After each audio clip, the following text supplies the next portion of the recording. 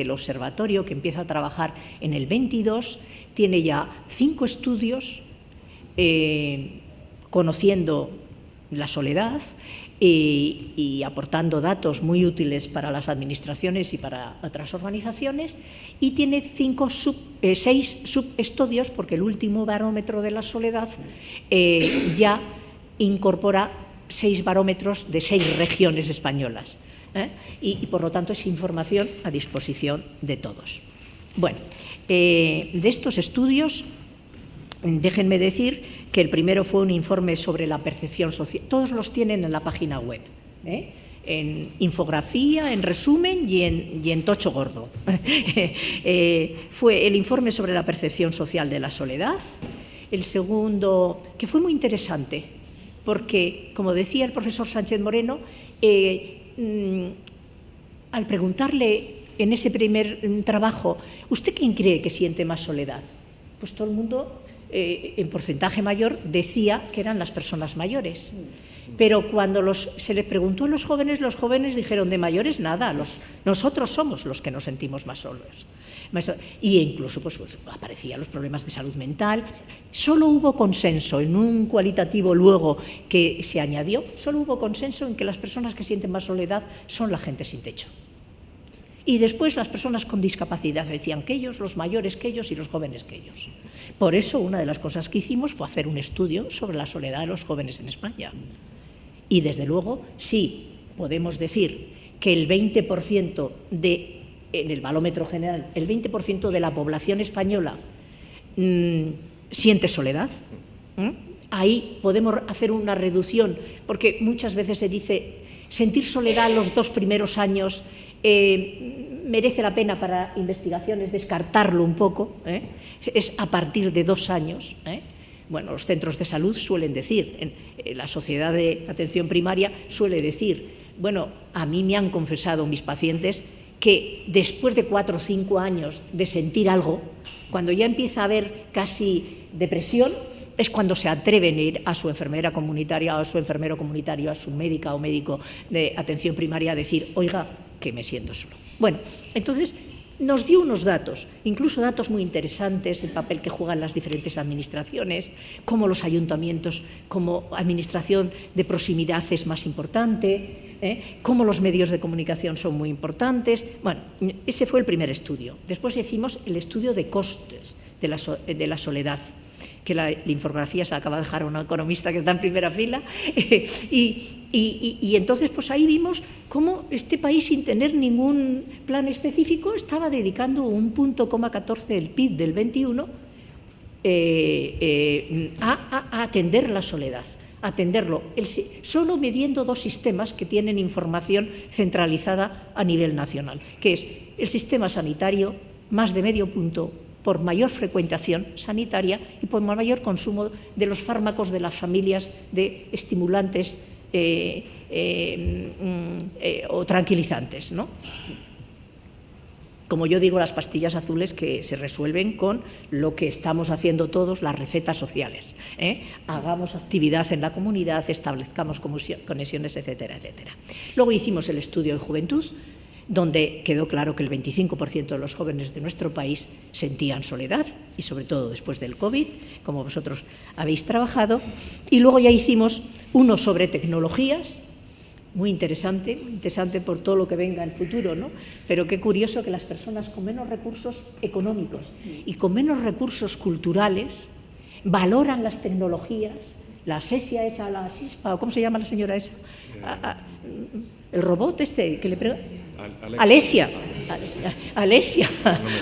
o el pulsador este de la teleasistencia con enlace en el televisor y no solo auditivo, etcétera, etcétera, se valora más, aunque luego ellos mismos reconocen, esas mismas personas reconocen que por favor les dé información porque les cuesta manejar la tecnología. Uy, cuánto tendremos que hacer en ese campo, ¿verdad? Y luego está el último barómetro que les he dicho, ya dirigido una muestra de 4.000 personas que ya consolida mucha información. Bueno, entonces, Yo creo que estamos ayudando entre todos, los que hacemos trabajos de investigación, a que se conozca más y mejor, y con eso seamos capaces de poner en marcha políticas desde la economía social, desde el tercer sector y, desde luego, desde los poderes públicos adecuados. Entonces, de todos estos estudios, entresacando ya que el estudio es sobre personas mayores, pero por suerte vamos a escuchar un último trabajo sobre familias que se une a esa mediación, pues déjenme decirles que si yo entresaco de todos los estudios aquello específico de mayores, les diría que nuestros trabajos consolidan que las personas mayores, cuando se sienten solas, son a partir de los 75 años. Y en el caso de las mujeres, casi a partir de los 80. Ya se suman varias cosas. Este es un dato. Y hay otros colectivos que se sienten solos en una edad mucho más temprana. Si hablamos de mujeres, si hablamos de hombres, esta soledad a partir de los 75 está en torno a un 18% y en el caso de las mujeres casi un 22, un 21,8%. Dice, cuando las personas, hombres o mujeres, viven solos y además no lo desean porque no lo planificaron, porque ahora son viudos o viudas, o tenían pareja, o la buscaban y anhelaban tenerla en algún momento de su vida, esas personas se sienten más solas que las personas que sí habían planificado, hombres y mujeres, vivir en soledad, porque hay un aprendizaje a los factores positivos de la soledad, ¿no? Que no aparecen tanto. Desde luego, cuando los recursos económicos son deficientes o escasos, la soledad crece en porcentaje. Aquí hay que hablar de brecha de la pobreza y de la desigualdad. Cuando las relaciones o habilidades sociales son también escasas o pobres, se siente más soledad. Cuando los niveles culturales son más bajos, se siente más soledad. Y cuando hemos hecho el barómetro y cuando hicimos el estudio de la juventud, cuando le preguntábamos a un joven, a un adolescente, si había recibido bullying, acoso, disparaba el sentimiento de soledad. Cuando un joven o una joven había declarado que su orientación sexual no era la mayoritaria, disparaba el sentimiento de soledad. Cuando un joven decía que había nacido en España pero su padre y su madre no, disparaba el sentimiento de soledad. Como ven, les estoy hablando de cosas que tienen que ver con la inclusión de las personas y con el reconocimiento del otro, que está en todos nuestros grandes retos democráticos, pero a veces. Bueno, cuando se vive en urbes, en grandes ciudades, la persona mayor siente más soledad que cuando se vive en zonas rurales. Bueno, la famosa U que dicen todos los estadísticos, ¿no? Soledad en una punta de la U es joven en zonas rurales, soledad en la otra punta de la U es persona mayor en grandes ciudades. Bueno, en definitiva, todo esto nos convoca a algo que hombres y mujeres, pero si me permiten más mujeres de la academia y fuera de la academia, llevamos diciendo. Yo el otro día escribía una cosa para mi pequeña asociación y decía, esto va dedicado con todo reconocimiento a María Ángeles Dural y a Gregorio Rodríguez Cabrero, los dos profesores de los que yo leí trabajos sobre la sociedad cuidadora. Mire, yo creo que el malestar de la soledad, del aislamiento, de la soledad por falta de conexión, otro de los elementos fundamentales. Si vivimos en un lugar, en un barrio, en un pueblo, en un distrito, donde no hay vida comunitaria, donde no hay conexiones, donde el conjunto de las cosas que están al servicio de la ciudadanía están cerradas, y aquí el gueto para los de cultura, el gueto para los de medioambiental, el gueto para los sociosanitarios. Dice, ¿usted por qué me hace estas orejeras en el trabajo? Interrelaciona y póngalo todo al servicio de las personas en ese aislamiento.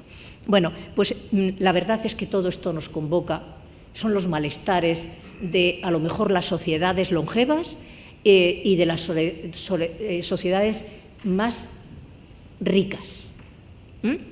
la Europa y el norte. Entonces, déjeme decir que aquí tenemos un reto de ir trabajando en lo que es la sociedad de los cuidados. Valorar sus relaciones laborales,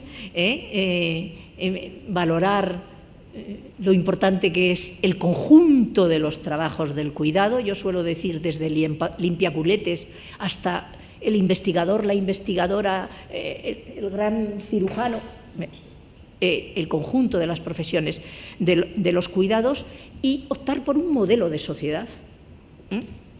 Yo, que vengo de haber sido dirigente sindical en la industria químico-farmacéutica y luego energética, les garantizo que sigue teniendo aquí un resorte en mi cabeza de decir que tengamos grandes industrias. Bueno, pero esto es un problema mío, de la mentalidad industrial, ¿no? Pero el mundo, la sociedad de los cuidados es importantísimo. Importantísimo, estoy terminando. Importantísimo, me parece, cada vez que hablamos de soledad y personas mayores, incorporar un añadido de edadismo. Porque es tremendo cómo te siguen diciendo, es que qué pesados estáis los viejos y las viejas. Y esa tendencia a sacar adelante el prejuicio, que es la forma de sentir, el estereotipo, que es la forma de pensar, y la discriminación, que es la forma de actuar. Y el edadismo, hay que seguir todo lo que nos dice la Organización Mundial de la Salud, con todo su plan y con todas sus campañas, y con todo lo que luego se ha ido adaptando, porque hay que hacer frente a este edadismo de una manera clarísima. Y edadismo a lo largo de la vida. Si no lo han ojeado, les sugiero de la Fundación ISEAC del País Vasco un estudio sobre el edadismo en el mundo del trabajo cuando ya has cumplido los 45, los 50, etcétera, etcétera. Eso es algo interesantísimo. Bueno, las mujeres decíamos, las feministas decíamos, cada vez que ponemos en marcha una política sobre igualdad, estamos siendo útiles a todos los demás. Pues yo digo ahora, en sociedades longevas, las personas mayores, cada vez que ponemos algo en marcha, la lucha contra el edadismo, estamos siendo útiles a otra corte de personas y de realidades. Y luego mi aprendizaje de todos estos estudios, por supuesto, está vinculado con los malestares generales de la sociedad, es decir, la brecha económica de la mala redistribución de la riqueza, la brecha de la igualdad entre hombres y mujeres, los viejos roles, qué hacemos las mujeres, qué no hacen las mujeres, qué hacen los hombres, qué no hacen los hombres, la brecha de la igualdad, que luego tiene que ver con los salarios y que tiene que ver con las pensiones, y la brecha intergeneracional. Qué curioso, el ascensor social ha llegado un momento que los jóvenes nos están diciendo, todos los demás vais teniendo movilidad social y nosotros no. Bueno, vamos a estudiar eso adecuadamente. Yo personalmente creo que también las brechas territoriales, cuando estamos a lo mejor redistribuyendo la riqueza y llegando a conciertos de una manera en un sitio y otra en otra. Eso es por un lado. La soledad es poliédrica y es marco, y a la vez tiene un marco que son las grandes brechas de los malestares sociales. Y por último, déjenme decirles que es la oportunidad de profundizar en la democracia en nuestro país. ¿Por qué? Porque la conexión, como dice la salud pública americana, ¿no? Los surgeons, el ejército americano, que es los que hacen la salud pública en Estados Unidos, emplean la palabra, y tiene un libro precioso, ¿verdad?, sobre las conexiones y la necesidad de, cuando se interrumpe una conexión, cómo se crean otras. Cuando en un pueblo se cierra una escuela porque ya no hay 5 niños para mantener la escuela rural, ¿qué conexiones se han perdido ahí entre los niños, entre los padres, entre los profesores, entre los propios vecinos? ¿Y cómo se generan nuevas conexiones allá donde se pierden? Pero es hacer barrio, es hacer comunidad. Y es convencer que todos los equipamientos que la democracia española y antes de la democracia se han ido haciendo en nuestro país, pues esos equipamientos se tienen que mirar de nuevo. Elisa Lillo, que está en Salud Pública del Ayuntamiento de de Madrid, desde hace mucho tiempo y haciendo trabajos estupendísimos, forma parte de un grupo de trabajo del Observatorio que hemos elaborado un decálogo de para hacer políticas transversales contra la soledad, ¿qué tenemos que hacer? Y lo primero que han decidido los expertos, los académicos y los que están en el terreno es mirar lo que tenemos. El primer punto del decálogo, mirar lo que tenemos y añadámosle la mirada de la soledad.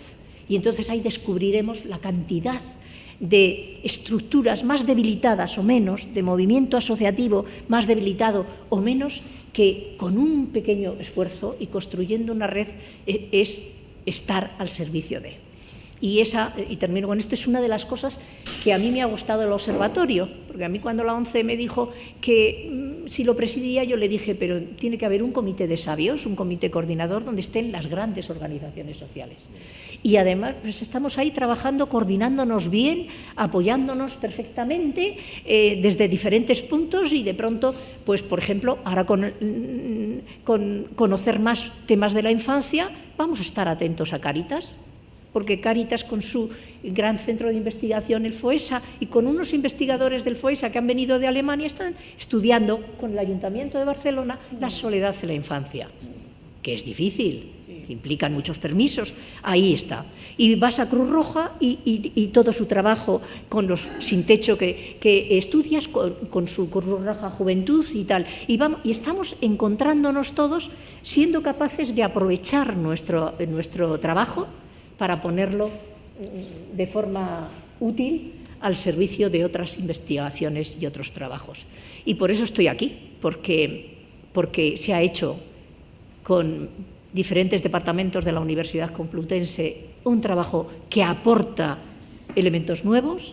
El otro día estábamos en Comillas y conocí, no lo sabía, que Comillas con la Comunidad de Madrid están haciendo un estudio con una muestra elevadísima, no sé, con una muestra elevada y con un cuestionario amplísimo, que no sé, tiene que hacer muchos en persona, porque 20 minutos al teléfono aburre a cualquiera, ¿no? Pero va a ser un trabajo importante que junto con otros más que se estén haciendo, pues posiblemente podremos terminar teniendo una integración de saberes para trasladar a la sociedad española un conocimiento mayor de las personas mayores. Muchas gracias.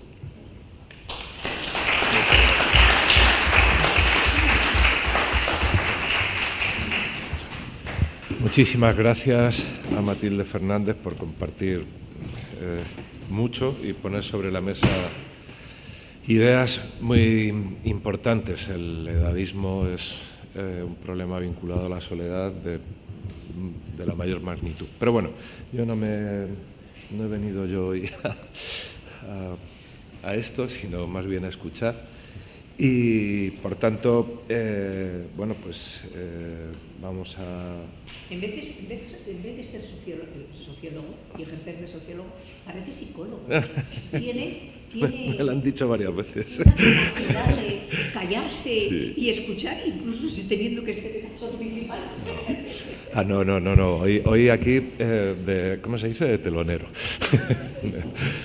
Bueno, vamos a escuchar a continuación, con muchas ganas además también, a José Luis Fernández Santillana, que es presidente de la Confederación Española de Organizaciones de Mayores de la zona. Cuando quieras. Muchas gracias, Esteban, y agradecer esta oportunidad de participar y agradeceros el estudio, porque me parece que el mundo académico se meta a hacer este tipo de estudios supone darle rigor, dar material para que las administraciones después puedan trabajar sobre un hecho cierto. Me parece que este tipo de lucubraciones que todos hacemos respecto de la soledad o cualquier otro tema, cuando se documentan y se documentan con datos, viene muy bien. Y por tanto, de verdad, agradecer que el mundo académico se preocupe por esto. Está muy bien, ¿no? Es decir, los grandes temas científicos, hoy en día estamos hablando continuamente de la inteligencia artificial y si los chinos y los americanos y no sé qué, estupendo, ¿no? Si eso nos va a ayudar, bien. Miren, no sé si tiene mucho que ver con esto, ¿no? Pero yo estoy en un consejo asesor que se llama Inteligencia Artificial más Igualdad. Y la idea que tenemos en ese consejo es auditar los algoritmos para evitar que introduzcan sesgos. Claro, que no es una cosa menor. O sea, y los sesgos son muy variados. Digo, que pueden ser no ya los tradicionales de hombre-mujer, pero el edadismo, la edad es uno, pero que está hoy al cabo de la calle, ¿no? El otro día sacábamos una nota ya que ha salido este tema del edadismo a partir de los últimos datos, ¿no? de paro en nuestro país. Bueno, es que prácticamente el 60% de los parados tienen más de 45 años y el 60% de los parados son mujeres. Bueno, esto es un dato y a partir de ahí podemos entrar en el relato, lo que queramos, pero me parece que esto es importante, ¿no? Cómo el edadismo se ha metido en el mercado laboral y que, por tanto, el hecho de simplemente de tener más de 45 años, tener 50, es un hándicap para encontrar un nuevo trabajo de gente que está especialmente preparada, gente con experiencia. Y una de las cosas que desde CEOMA estamos defendiendo con este tipo es, vamos a defender el talento senior, ¿no? Si la gente mayor sabemos cosas. Bueno, por la experiencia, porque las hemos aprendido, porque nos hemos formado y además tenemos ganas de contarlas y transmitirlas. Bueno, pues me parece que es una cosa muy buena y además también sirve para esta cuestión que estamos planteando de la soledad no deseada. Si yo tengo cosas que hacer, si tengo cosas que contar, que las tengo, si me dan un canal para poder hacerlo, seguramente sea útil y además me sienta mejor. Con lo cual, bueno, matamos varios pájaros de un tiro, como dice el refrán, ¿no?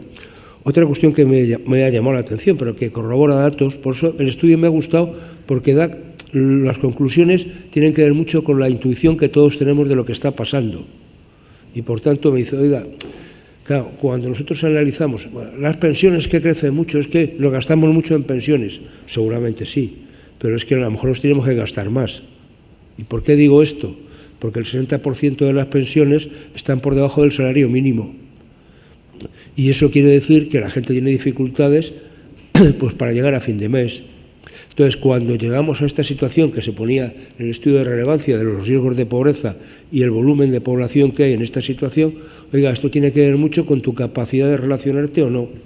Si no tengo pues unos eurillos para ir a tomarme un café y relacionarme, o para salir al cine, o para salir con la familia, o salir con los amigos, pues hombre, es una cosa que uno solo tiene que hacer pensar, ¿no? Yo me reía mucho, perdón que ponga un pequeño ejemplo, ¿no? Con mi tía. Mi tía ya falleció, bueno, un cáncer mayor y tal, pero vivía sola, pero porque es la que le tocó quedarse sola cuidando a la abuela.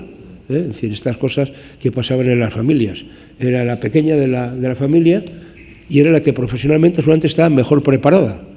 Tenía un buen puesto, tenía coche, se movía. Entonces, cuando se juntaba el grupo de amigas, todas ya pues, 70, 80, bueno, era una gozada, porque tenían una vida que ya la quisiera yo. Es que cogieran el coche y se iban de excursión, se iban a hacer viajes, no tenían problema ni irse al extranjero, era una auténtica gozada. Y estaban, es decir, y cuando mi tía estaba en el hospital enferma, iban a verla y estaban. Es que ese tipo de relaciones son fundamentales, ¿no? ¿Y por qué la gente a veces no? Bueno, yo creo que a veces simplemente, yo creo que hay que distinguir claramente entre, cuando hablamos de la soledad no deseada, entre lo que es estar solo y sentirse solo, que son dos cosas muy distintas. Hay gente que decide estar solo porque le apetece, yo no quiero vivir con nadie, no tal, pero el decidir estar solo o vivir solo, bueno, tiene que ver con unas capacidades o haberse preparado, como apuntaba también Matilde, para esa situación, ¿no? Pero eso no quiere decir que tú no te estés relacionando, porque a lo mejor tienes una vida súper intensa, precisamente porque tienes amigos, porque tienes gente, es decir, sin embargo hay gente que vive súper acompañada, y estoy pensando en gente que está viviendo en una residencia, a lo mejor con 100, con 200, con 300 personas, y no se dice ni buenos días con el que se encuentra por el pasillo, y se siente súper aislada. Por tanto, no podemos nunca vincular la soledad física con la soledad, digamos, no deseada, lo que tiene que ver con el sentimiento de soledad que uno puede tener. Y luego el estudio me parece que es muy significativo cuando habla también de que muchas de estas causas de soledad o estas situaciones acaban en depresiones. Y yo creo que esto también lo tenemos que normalizar. Vamos, nosotros hicimos algún trabajo y alguna cosa diciendo, oiga, hasta que yo no tenga problemas en decir que tengo gripe, no tenga ningún problema en decir que tengo una depresión o tengo un problema de salud mental, tenemos que normalizarlo y poder decirlo. Porque el problema es que a veces no tenemos ningún problema en decir tengo un catarro, tengo una lumbalgia, pero sin embargo decir que tengo que ir al psicólogo, tengo que ir al psiquiatra, parece que da un cierto reparo. Y me parece que esto hay que normalizarlo, porque al final la salud mental sigue siendo, la soledad no deseada acaba siendo un problema de salud mental. Y por tanto tiene que ser objeto de un tratamiento en muchos casos, en algunos casos clínico, en otros no, porque se podrá paliar con otro tipo de actuaciones, no solo clínicas, porque estamos hablando de cuestiones que afectan a la transversalidad. Y también tenemos claro que la soledad no deseada es un problema, porque sí, es un problema, que afecta de manera a todo tipo de edades y a todo tipo de generaciones, más jóvenes, más mayores y seguramente de manera distinta y diversa. Pero sí afecta fundamentalmente o en una etapa muy importante a la gente más envejecida, a la gente mayor, pero también en función de las circunstancias de esas personas mayores. Nosotros nos hicimos un pequeño trabajo desde la gente nuestra de Cantabria, que son unos entusiastas, sobre las mujeres, sobre la soledad no deseada en el mundo rural, donde tenían un papel determinante las mujeres, que son las que aguantan el tirón en el mundo rural. Puede haber más hombres, pero las que están aguantando el tirón allí y a veces se sienten muy solas y completamente desasistidas, bueno, pues son ellas, ¿no? Y entonces me dieron un trabajo muy bonito, ¿no? Y a partir de ahí surgen algunas cosas, que yo voy saltando cosas de las que tenía escritas, pero que me parece que es que tenemos que empezar a cambiar el chip. ¿Qué quiero decir con esto? Yo estoy en una especie de campaña, a lo mejor en algunos sitios ya está, ¿no? Y desde CEOMA, en que vamos a ver si somos capaces de cambiar, de que no se hagan guetos, que no hagamos gueto de mayores ni guetos de jóvenes, y por tanto trabajo más intergeneracional. Pero el trabajo intergeneracional no solamente de jovencitos y mayorcitos, no, de todas las edades, eso quiere decir intergeneracional, y también hay que jugar con la gente de 30, de 40 y de 50. Y siempre les pongo el mismo ejemplo, ¿no? A mí me encantaría que los llamados habitualmente centros de personas mayores se convirtiesen en centros comunitarios o centros de actividad de la comunidad, y por tanto a esos centros pudiesen asistir gente de todas las edades, seguramente con más actividades para gente más mayor porque tenga más tiempo.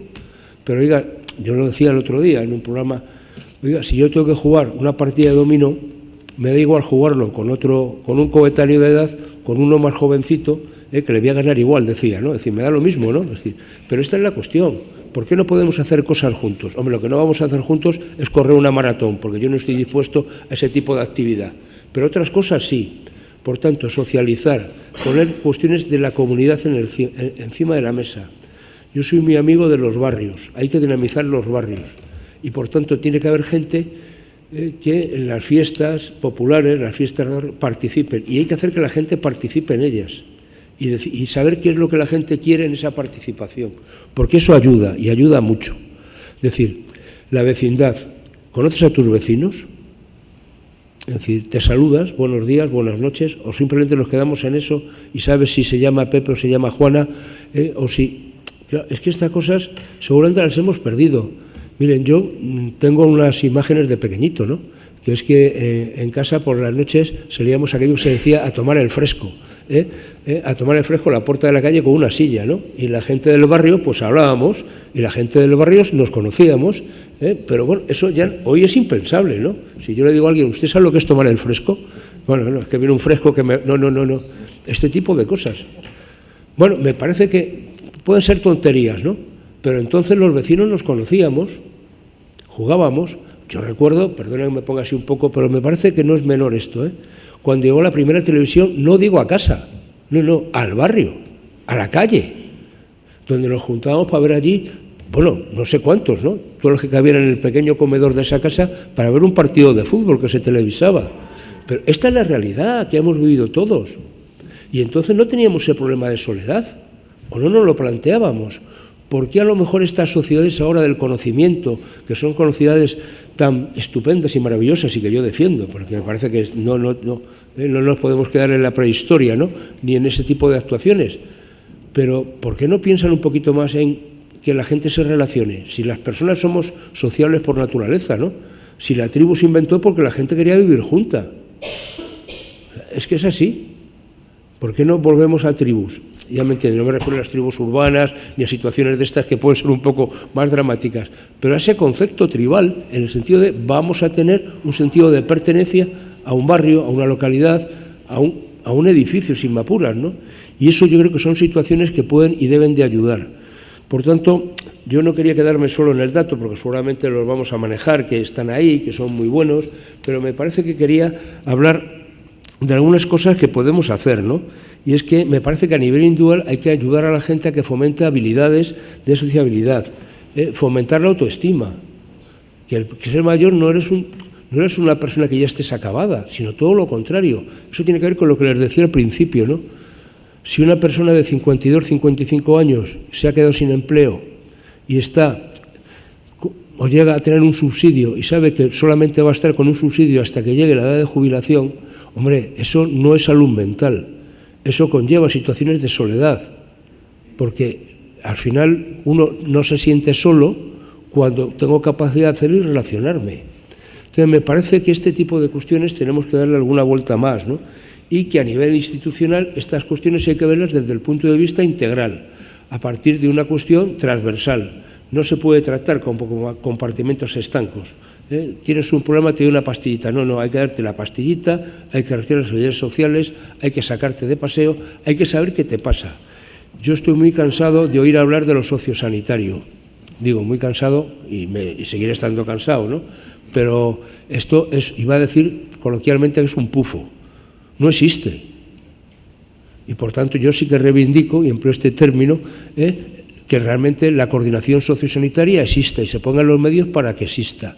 Porque lo que no puede ser es que si un trabajador social ve un problema en una persona de soledad o un problema de salud mental que la puede detectar, no lo ponga en contacto de los servicios médicos. No puede ser. Y no puede ser que si un médico se da cuenta de esa situación, no lo ponga en conocimiento de los servicios sociales.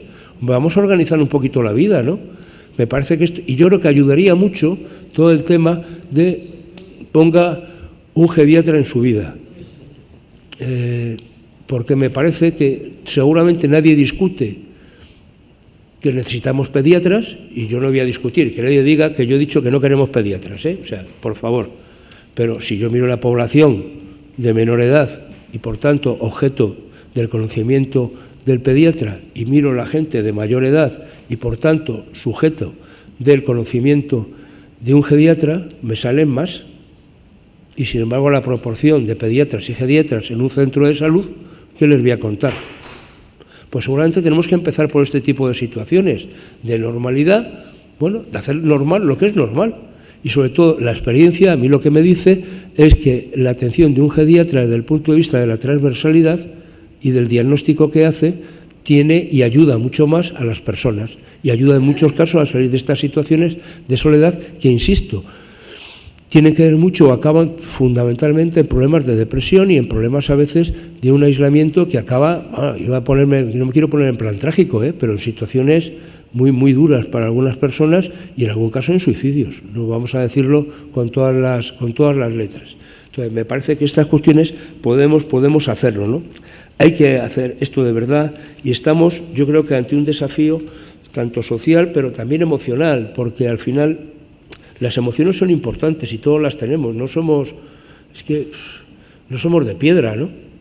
Y por tanto, como decimos, todos tenemos nuestro corazoncito, necesitamos del afecto, necesitamos del cariño, y es verdad.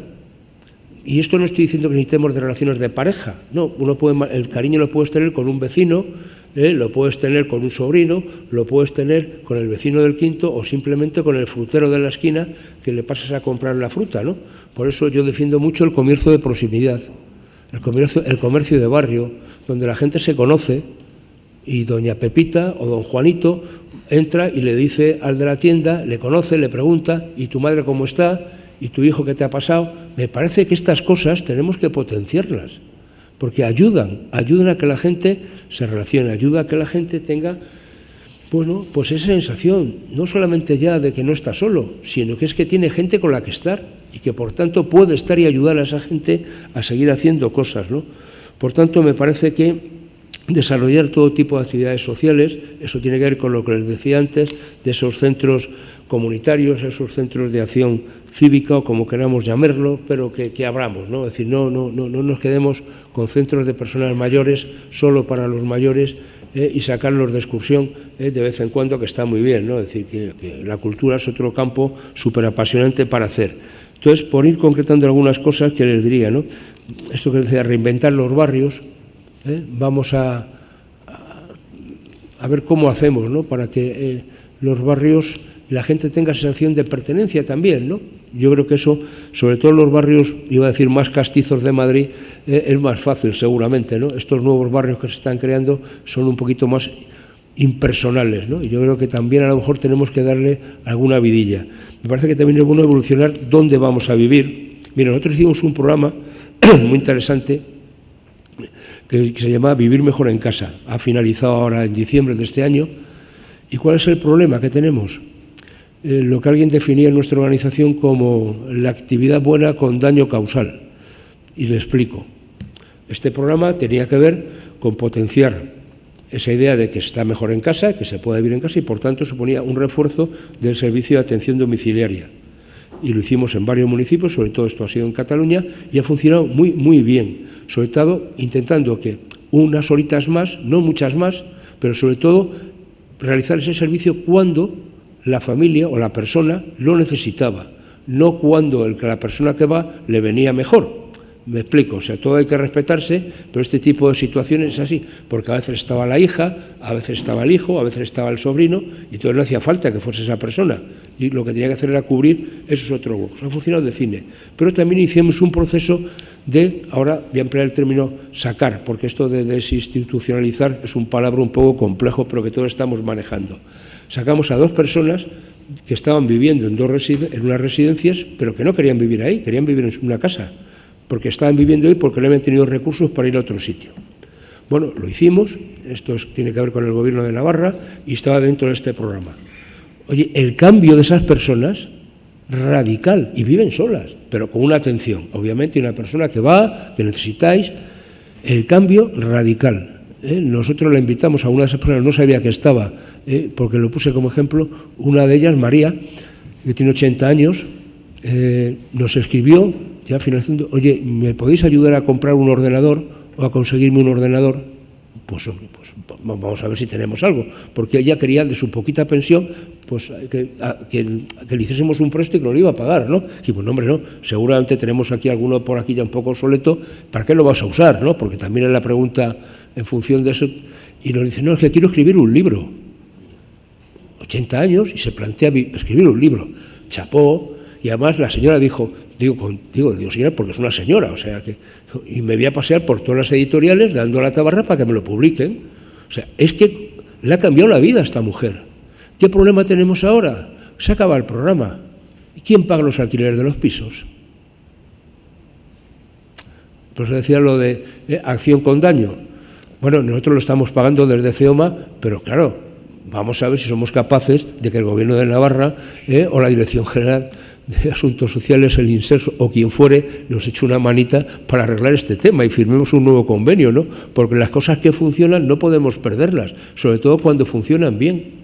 Entonces, por eso lo pongo como ejemplo porque, claro, esta mujer que podía sentirse sola en la residencia porque no estaba a gusto, se encuentra feliz y acompañada, viviendo sola, porque tiene además cosas que hacer. Y el otro, Carlos, pues lo que está haciendo son actividades de voluntariado, y está trabajando como un cosaco pues, con Cáritas, allí en Pamplona. Bueno, si la gente está dispuesta a hacer cosas, facilitémosle. Entonces, pensemos un poco más en las personas y pensemos qué es lo que las personas necesitan y seguramente buena parte de este problema lo estaremos paliando, ¿no? Por tanto, a mí me parece que viene muy bien este tipo de estudios porque nos sitúa en la realidad. Yo creo que hasta ver centros comunitarios y líneas de apoyo en esos centros, los programas de voluntariado ayudan, y facilita decir, oye, siéntate útil, por tanto, y sobre todo dar a la gente la información de cómo puede participar en esos programas de voluntariado, campañas de sensibilización y ofrecer talleres, es decir, talleres que sean útiles para la gente, ¿no? Es decir, vamos a ver, ya está bien, perdonadme, digo así, comentábamos antes con Matilde, es decir, ya está bien de que nos quieran meter la tecnología de enseñarnos informática a alto standing a todas las personas mayores. Oiga, enséñeme aquello que necesito y poco más. porque tengo yo tampoco ganas de dedicar mi tiempo a estas cosas. Y el ejemplo era muy reciente de una señora que decía, mira, a mí dejaos de historias, no tengo ningún interés, solamente quiero que me enseñéis cómo pongo en una videoconferencia para hablar con mi sobrina que está en Australia. No quiero saber más, ya está, y dejarme vivir tranquila, ¿no? Entonces, me parece que este tipo de cosas, a veces no queramos arreglar la vida de los mayores y dejar que los mayores lo digan como quieren que su vida se arregle. Y me parece que esto es un tema importante.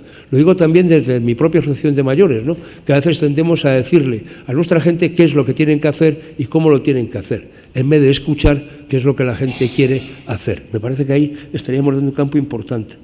Y luego también este tema, llevar la tecnología a situaciones que también le hagan a la gente vida más agradable, ¿no? Y más fácil. O sea, a mí me gusta mucho la tecnología amigable. Entonces, hombre, que haya plataformas digitales o aplicaciones para móviles que faciliten la vida a la gente. Y eso empieza por aumentar el tamaño de las aplicaciones, el tamaño que se pueda ver y que se pueda tocar. O sea, porque al final que vas con el dedo y le das a dos cosas a la vez y es un lío, ¿no? Entonces, me parece que estas cosas que son muy simples, pero ayudan.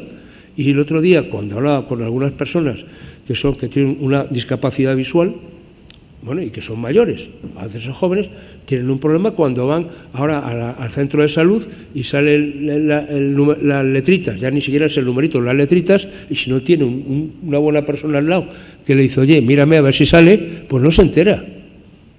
Y esto es un problema. Entonces, esa persona se puede sentir sola en ese momento. Oiga, si yo tengo un papelito que me avisa para ir a ver al médico y no soy capaz de verlo y nadie me dice cómo hacerlo, pues ¿qué sensación me queda, no?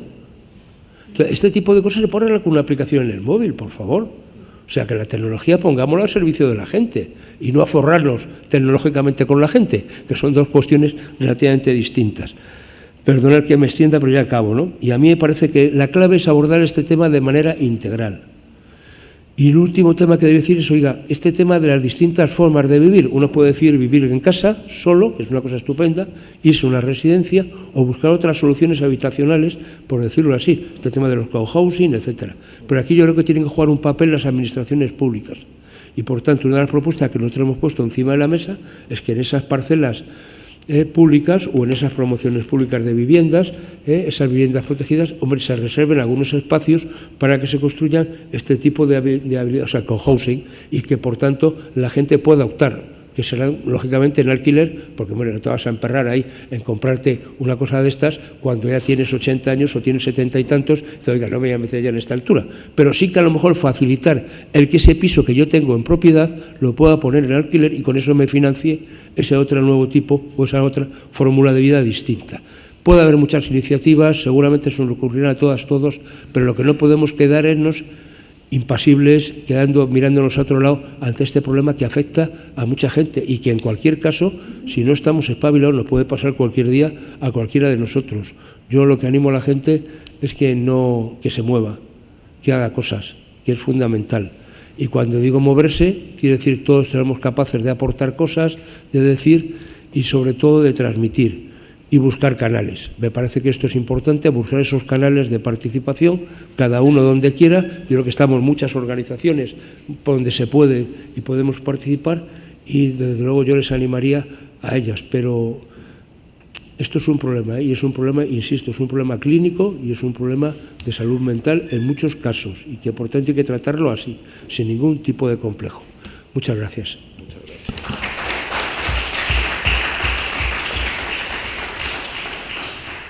Muchísimas gracias. Sí. Toma. Ah, bueno. No, te lo giras. ¿Así? Esto es para pasar. ¿Sí? Sí. Bueno, muchísimas gracias, José Luis. Muchísimas gracias por tu intervención realmente sugerente en algunos temas. Claro, por ejemplo, el asunto del cohousing o la convivencia, claro, pero hay que poner medios para que... Bueno, luego podemos hablar de estos temas. Voy a hacer mi trabajo.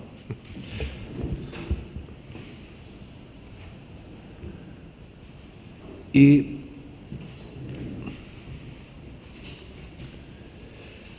voy a ceder la palabra a Pilar Rodríguez Rodríguez, que es presidenta de la Fundación Pilares. Muchísimas gracias. Gracias a vosotros, Esteban, por la invitación, por la oportunidad de hablar de este tema tan candente que es la soledad, que tiene que ver con todos nosotros, creo, ¿no? ¿Quién no se siente solo? Por lo menos esa soledad existencial de qué hacemos aquí, ¿no? Y qué podemos aportar. y bueno, todo lo que nos congrega hoy aquí, y además la oportunidad de estar en una mesa tan interesante, porque yo creo que sí que habéis logrado, estáis logrando esa mirada caleidoscópica, ¿no? De primero contar con la líder del movimiento de la soledad en España, porque ella es otra vez pionera, líder en un asunto que luego se ha visto la importancia que tenía, pero ella fue la que empezó. Me acuerdo en la Universidad de Menéndez Pelayo, ¿no? Cuando fuiste allí a decir esto es importante, nos tenemos que unir en torno a esto, ¿no? Esto, escuchar la voz de las personas mayores, que no podemos hablar de las personas mayores sin contar con nosotros las personas mayores, ¿no? Hablar con una organización tan querida y tan necesaria como Grandes Amigos, con Mercedes Villegas, querida, muchas gracias. Y por esta oportunidad, Esteban, de poder compartir en este espectro, ¿no? De diferentes miradas. Gracias, Matilde, por el recuerdo que has hecho de la colaboración que tuvimos con motivo del plan gerontológico. Y ahí, para mí, es uno de los hitos más importantes de mi vida. Pero siendo importante ese momento que me permitió conocer la realidad de las políticas sobre mayores gerontológicas que había en toda Europa, porque pudimos hacer un viaje por distintos países y estudiar la materia de la problemática de las personas mayores en toda su dimensión de manera integral, ¿no? El plan gerontológico tiene 5 áreas, pero sobre todo lo que conservo con más cariño es la relación contigo. Porque de verdad que si dice que yo soy la capitana general, ella fue la líder, y un líder es el que empuja. No sabéis con qué ilusión y con qué compromiso empujó. Yo me acuerdo perfectamente de aquellas sesiones que tuvimos de debate sobre lo que se estaba haciendo, y se me quedó como grabado la puntualidad que tenía ella en todos los días, y estaba la primera allí y estaba, bueno, comprometida con un montón de cosas. Es un ejemplo de política, de mujer, de líder, y de verdad que... ¿Estamos en esto? Ya, ahora voy. Ahora voy, pero bueno, no quiero sustraerme y aprovechar la oportunidad de decirlo en público, porque en privado se lo digo a todo el mundo, que para mí de verdad fue un momento histórico y personal importantísimo. Conocerte y trabajar contigo, tener ese honor. Y bueno, pues vamos a lo que vamos, ¿no? Me voy a levantar, porque así veo mejor las transparencias, ¿vale? ¿Eh? Sí, me voy a levantar, a ver. ¿Cómo se pasa así, no? Dándole aquí.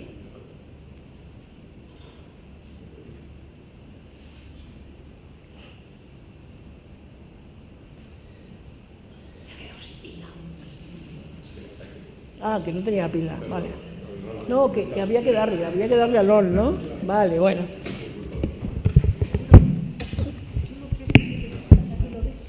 No, yo aquí lo veo muy bien. Bueno, yo me voy a permitir no hablar directamente de la soledad de las personas mayores, sino mirar en concreto el ámbito de los cuidados, de las personas mayores que precisan cuidados de larga duración. ¿Qué ha pasado? Ahí, ¿sí? Bueno, y entonces, y ver y poner en común una relación que se produce sobre todo entre la persona que necesita cuidados y quien se los presta, ¿no? Y bueno, pues ahí los grandes retos que sabéis que se proponen desde el hecho de la longevidad y del envejecimiento, que lo que se propicia ahora, porque es lo que queremos las personas mayores, es envejecer en casa, estar en casa, pero con apoyos, ¿no? Cómo mantener a las personas mayores longevas con calidad de vida, con bienestar. Cómo logramos ese envejecimiento en la comunidad, en el hogar, en el entorno, y cómo evitamos o retrasamos por lo menos la institucionalización. Este es el núcleo de lo que estamos trabajando ahora todos, yo creo, ¿no? En el tema de los cuidados, pero hay una parte de la ecuación que yo creo que se nos olvida, y es muy injusto, que son las familias cuidadoras. Son las familias que están cuidando, que son las que permiten, realmente están permitiendo que las personas queden en su casa y estén bien atendidas desde tiempo inmemorial. Desde luego, en este momento también, porque el papel que juegan los servicios públicos de apoyo es todavía muy pequeño cuando hablamos en ámbitos generales de, bueno, pues el 4% de las personas que están en una residencia, el cerca del 5% que tienen una atención domiciliaria, pero claro, ¿qué pasa con el resto de las personas que tienen una situación de dependencia? ¿Dónde están? ¿Quién les cuida? Son las familias. Incluso las que están en residencias siguen siendo apoyadas por las familias, pero sobre todo las que están en sus casas, quienes están cargando con el peso de los cuidados son las familias, incluso aquellas pocas que tienen un apoyo por parte de los servicios formales, como puede ser la atención domiciliaria. Incluso esas, si no hay una familia detrás, no podría estar en su casa. Entonces, bueno, esta es una foto simplemente para ver la importancia que tienen las mujeres cuando hablamos de cuidados, de situaciones de dependencia. Es la primera, la de la izquierda, ¿no? Toda la parte azul son mujeres en comparación con los hombres, y es que esto se me va solo. Y esto es la parte de las personas cuidadoras, donde la parte roja son las mujeres, ¿no? Bueno, pues esto simplemente para que se nos quede esa fotografía ahí, y ahora no pasa. Ahora, bueno, pues entonces, desde la Fundación Pilares, que hemos estudiado muchos aspectos de las personas mayores, porque es nuestro fin, ¿no?, trabajar en el ámbito de la gerontología, las últimas publicaciones que hemos hecho, y a ellas me quiero referir, son dos que tienen que ver con la atención en el domicilio y sobre todo el papel de las familias en el cuidado y en la atención y el bienestar de las personas. Por una parte está un proyecto, el estudio número 7, que ha estudiado cómo están los servicios de atención domiciliaria públicos, los profesionales, mejor dicho, ¿no? Cómo están, qué necesidades hay, que son los que más permiten la permanencia en la casa y colaborar con las familias. Pero sobre todo me voy a referir al estudio 8, que habla de la evolución de los cuidados familiares, cómo han evolucionado a lo largo del tiempo y cómo están en la actualidad, ¿no? Las personas que están cuidando a las personas mayores que los necesitan en su domicilio. Y por último me voy a referir ligeramente a un proyecto Next Generation que denominamos de atención integral y centrada en la persona, ICP.com, que se ha desarrollado en 4 comunidades autónomas y en 8 ayuntamientos para validar que este modelo de atención, la ICP, en domicilios y en comunidad y también en residencias, es válido y tiene resultados positivos. Esta es la intención, ¿no?, de validar este modelo. Se ha hablado aquí, y me ha gustado mucho, y supongo que también Mer hablará de lo mismo, de la importancia del trabajo en red y de la importancia de la comunidad. Si esto no logramos avanzar en esta línea, no vamos a hacer gran cosa, porque realmente en solitario poco podemos caminar. A ver. No pasa. Bueno, entonces vamos a centrarnos en la comunidad como fuente de cuidados y el reconocimiento que les debemos y el apoyo que necesitan ellas, ¿no? Cuando hablamos de atención centrada en la persona, de atención integral y centrada en la persona, tenemos que aplicar una mirada integral, que es lo que dice el modelo nuestro, y tiene que incluir a todos los actores y en particular a las familias. ¿Por qué no pasa?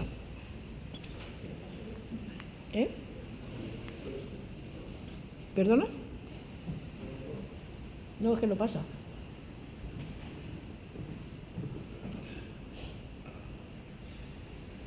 Sí. Ah, ¿que está por detrás? Está por detrás, vale, ok. Bueno, en nuestra investigación, que ha sido una encuesta de ámbito estatal, nacional, con 1.541 entrevistas, más un estudio cualitativo de más de 30 personas a las que hemos preguntado, con entrevistas, con grupos. Bueno, pues las personas que reciben, uno de los datos que me parece importante compartir es que entre las personas que necesitan apoyos y cuidados, ¿sí?, esas 1.541, el 67% viven acompañadas, pero, alerta, hay un 33% de personas mayores que necesitan cuidados que viven solas, ¿sí? Esto procede de la encuesta que hemos hecho con las personas cuidadoras y, por tanto, este 33% de personas que viven solas sí reciben apoyos de la familia. Las familias van y vienen al domicilio de la persona a prestarle este apoyo. Pero imaginaros, en relación con el sentimiento de soledad, sobre todo el que tiene que ver con el aislamiento, ¿no?, la situación emocional, la soledad social, que decís, ¿no?, para una persona que necesita los cuidados de otra y vive sola. Por mucho que venga la familia cuando puede, qué tal, pero está en casa viviendo sola y tiene necesidad de cuidados y a veces no puede ni salir del domicilio. Ay, ¿ahora qué ha pasado? Vale. Una cosa importante es la edad de las personas cuidadoras y las repercusiones que tiene el cuidado sobre su situación. Aquí tenemos la percepción sobre el estado de salud de la persona cuidadora en función de la edad. Fijaros el pico último, ¿sí?, la gran caída que se produce a partir de los 50 y tantos años, pero sobre todo de los 60 años. Y hay un porcentaje grande de personas cuidadoras que tienen más de 60 años, ¿sí? Fijaros lo que significa, ¿no?, estar cuidando a una persona que necesita apoyo muchas veces en todas las actividades de la vida diaria, ¿sí?, y tienes 69 años y estás haciendo ese trabajo.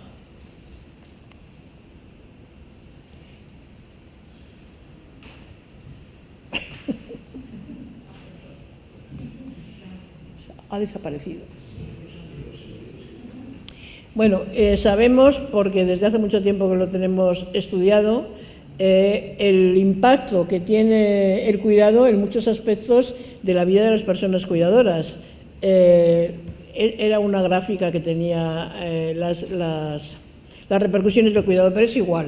Las repercusiones, las repercusiones del cuidado en las personas cuidadoras tienen diferentes facetas. En el ámbito laboral, personas que tienen que reducir su jornada de trabajo, personas que tienen problemas para aceptar un ascenso en su trabajo, ¿no?, porque no pueden comprometerse, porque tienen que salir corriendo a cuidar a la persona a la que están apoyando. Incluso gente que ha tenido que dejar de trabajar para dedicarse al cuidado de la persona mayor porque así lo han querido o porque no han tenido otro remedio. Pero me interesa destacar aquí, en relación con lo que estamos hablando de la soledad, los aspectos de ocio y tiempo libre. No me voy a referir ya a la salud. Hay muchas personas que acaban con una gran depresión, con una situación de soledad de las personas cuidadoras extrema, sino me voy a referir a los aspectos del ocio y del tiempo libre, que es el 80,2% de las personas cuidadoras tienen una repercusión directa en la disminución del tiempo libre y del ocio, de la relación con los otros, de desarrollar su proyecto de vida, decimos nosotros, que es muy importante en el trabajo con las personas que necesitan apoyos mayores, pero que es importantísimo también el proyecto de vida de las personas que están cuidando de esas familias. Y esto no lo podemos olvidar. A ver si tengo suerte. Pues no. La vida de muchas personas cuidadoras. A ver qué pasa con la vida de las personas cuidadoras. Bueno, el resumen es que esto que ponemos abajo, que ofrecen cuidados en silencio, es poco conocido, muchas veces durante una gran cantidad de años, 8 o 10 años. Antes las personas, cuando se decía, es que antes todas las personas mayores que necesitaban cuidados vivían en casa, eran cuidados por la familia, pero es que ha cambiado mucho la situación de cuidados y el tiempo que ocasiona de cuidados a las personas que tienen esta necesidad. Estoy pensando, por ejemplo, en los deterioros cognitivos, en el Alzheimer, ¿no?, que era como una situación que duraba poco en el tiempo. Y no es lo mismo dedicarse a cuidar a tu familiar 6 meses, 1 año, 2 años, que 10 años, 12 años.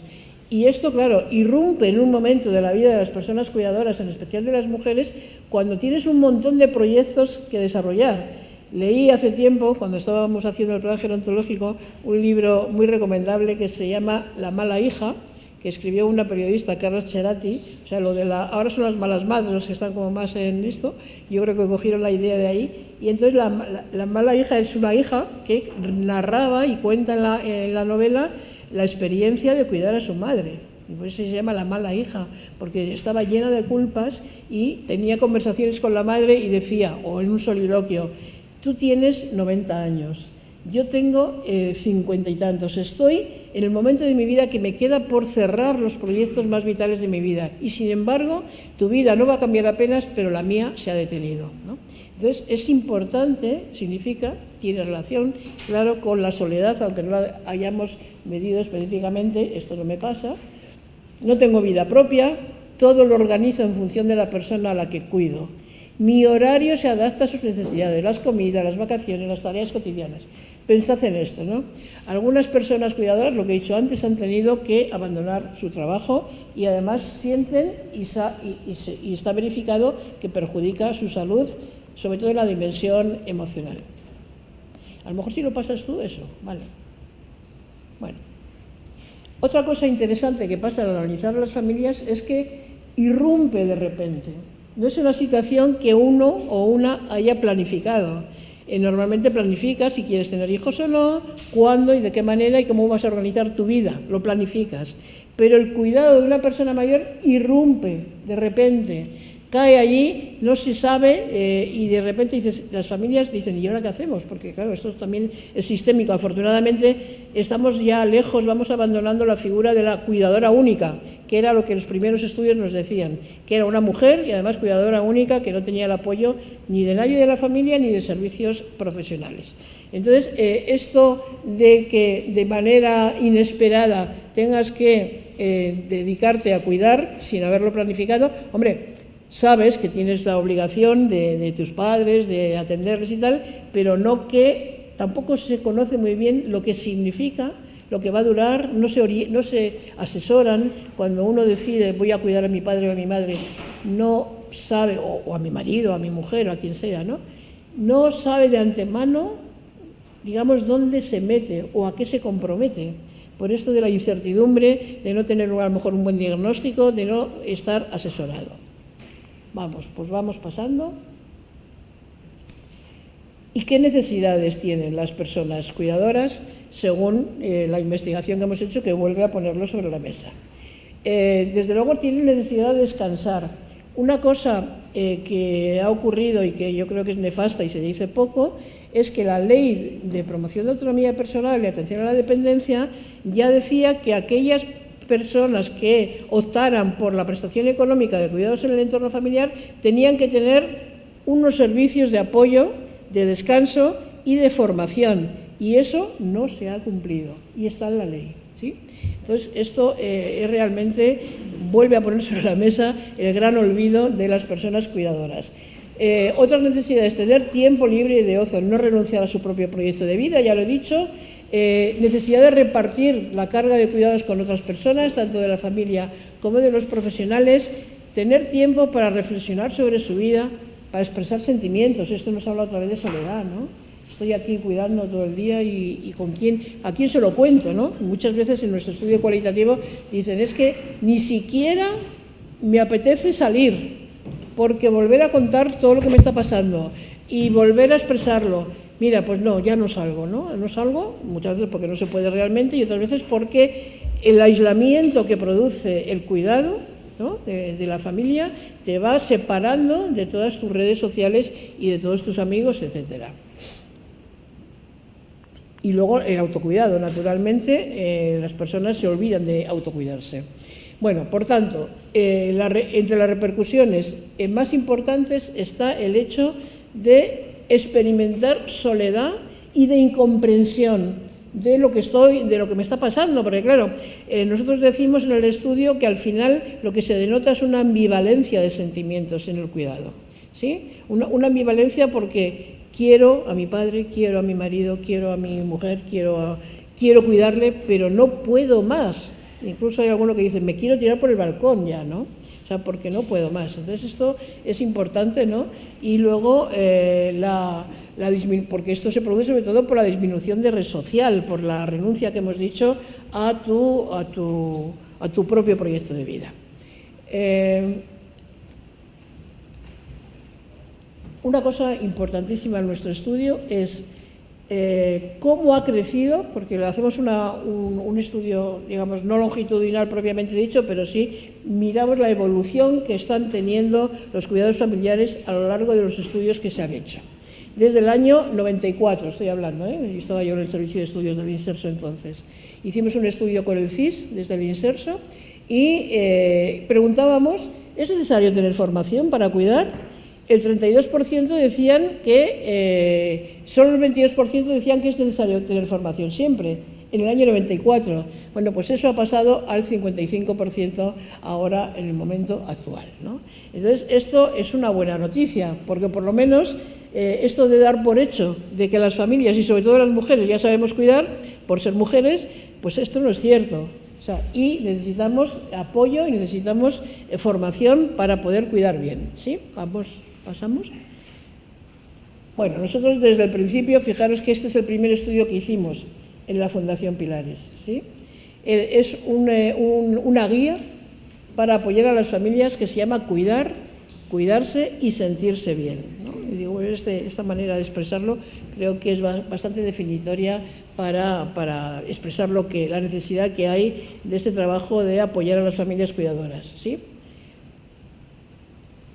En el estudio, vuelvo al estudio de ahora, al actual, al del año 2000, al que acabamos de publicar ahora, ¿qué rol, se le pregunta a las familias, qué rol tienen que jugar las administraciones públicas y qué deberían hacer para apoyar a las familias cuidadoras, ¿no? Y ahí vemos cómo el hecho de se ha incrementado la que está en el año 22, a ver, es la que está más clarita, ¿no? Entonces veis que ahí crece la importancia que tiene pedir a la administración más apoyo, ¿no? Que llega incluso un 27% a decir que la administración tiene que ser la principal responsable de los cuidados, con la participación de la familia, pero la responsable debe ser la administración, ¿sí?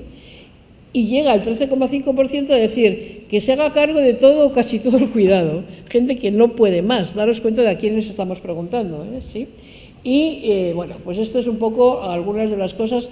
¿Y qué se demanda a la administración? Compatibilidad entre servicios, que no haya esa incompatibilidad que hay ahora entre la ayuda a domicilio, los centros de día y el resto de servicios, solo es compatible con la teleasistencia, que se apoye más a la familia para que pueda compatibilizar sus otros roles, que los servicios se adapten a las personas, esto es lo que hablamos desde el modelo, ¿no?, de atención integral y centrada en la persona, a las personas mayores y a las personas que les cuidan, a las familias. Que haya un profesional que se ocupe siempre el mismo de la persona, ese es un profesional de referencia, que se ofrezcan viviendas accesibles y ayudas económicas para la adaptación del hogar y que las residencias sean hogareñas, que cambie también el papel de las residencias. Bueno, en el proyecto Next Generation, con fondos europeos que hemos realizado desde la Fundación Pilares en colaboración con Lares, una de las cuestiones que yo creo que son interesantes es que hemos hecho un trabajo cuasi experimental con una muestra control y una muestra de intervención para ver realmente el impacto que tenía el modelo, que el modelo se ha basado en apoyos a la persona mayor, a la persona cuidadora, se ha trabajado muchísimo la comunidad. Y aquí tenemos a Flavio, que ha trabajado de conector comunitario, de persona que ha tejido las redes, ¿no?, de la comunidad en uno de los lugares. Y bueno, vengo a decir que queríamos intentar mostrar el beneficio que tiene comprobado por escalas estandarizadas que hemos pasado. Y aquí tenemos la escala de soledad que hemos pasado la UCLA y hemos visto cómo en la muestra de intervención disminuye, no mucho, pero sí disminuye, al contrario de lo que ocurre en la muestra control, que aumenta la soledad. Y esto se relaciona ¿con qué? Con la depresión. Y la depresión baja del 8,53 a 7 puntos según una escala de depresión de Cornell-Lesopoulos. Pasamos.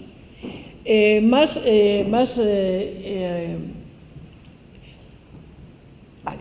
El cuestionario de fragilidad.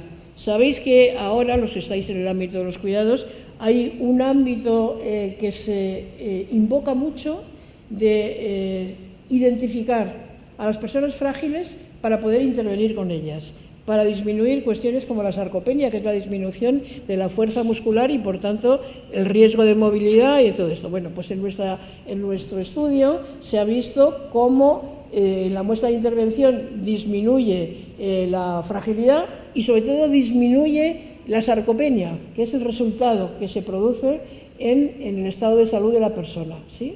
Bueno, esto es simplemente para deciros que también hemos procurado mostrar, y ahora empezaremos a hacer publicaciones de todos estos resultados, porque es lo que conviene hacer, ¿no?, para realmente intentar validar este modelo que invocamos y que decimos. ¿Qué tipo de apoyo es el más valorado por las familias? Me parece importante destacar que no es tanto el apoyo físico y las terapias, que es un 3,8. Lo que más valoran es el acompañamiento y la orientación emocional. Las personas, las familias, lo que más valoran es sentirse acompañadas, sentirse comprendidas. Y esto me parece que es importantísimo. También recibir asesoramiento en recursos y servicios es absolutamente necesario. También, ya acabamos, con las familias también. ¿Cree que el apoyo que le presta el proyecto mejora su estado de ánimo como cuidador o cuidadora? Pues la mayoría, aquí lo tenéis, dice que sin duda. Pasamos y terminamos. Pasamos. Bueno, esto es una propuesta que se ha hecho por un gran experto, Leischerling, con ese nombre tan impronunciable, que es lo de derribar muros, y me interesa volverlo a destacar. Me encanta esta manera de representarlo. Derribar muros, ya lo hemos dicho, entre el sistema sanitario y el social y con otros sistemas, pero derribar muros entre el apoyo de los servicios y el apoyo informal y el apoyo de las familias. ¿Sí? ¿Pasamos? Bueno, hacer esto de no olvidarnos de todo esto. El acompañamiento a las familias es clave. Este es otro de nuestros libros que lo intenta facilitar. Esto también me interesa. No, esto me interesa, porque cuidado con los apoyos económicos para que las familias sigan cuidando. Este dibujo que apareció en un periódico sueco, en uno de los viajes que tuve la suerte de hacer,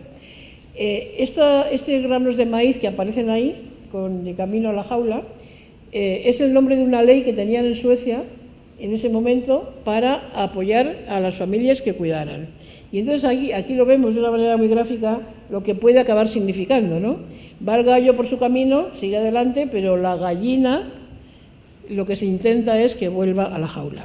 Bueno, pues que no ocurra esto cuando hablamos de prestaciones económicas, que no estoy negando que las haya, pero cuidado que no nos ocurra esto. Sí. Bueno, afortunadamente ahora hay muchas aportaciones desde la teoría feminista, de las teóricas del feminismo, que están trabajando en el ámbito de los cuidados, que era una gran parcela ignorada, y del ámbito de los cuidados familiares y de las mujeres, ¿no? Aquí tenemos a la famosa Carol Gilligan, que fue la pionera, a Nancy Fraser, a Joan Tronto, que esta es una mujer apasionante, todo lo que escribe, que relaciona la democracia con el cuidado, ¿no? Y por parte nuestra, a María Ángeles Durán, ya se ha referido a ella, y las demás personas. Y ya acabo. Bueno, esto lo vamos a pasar, y nada, muchas gracias.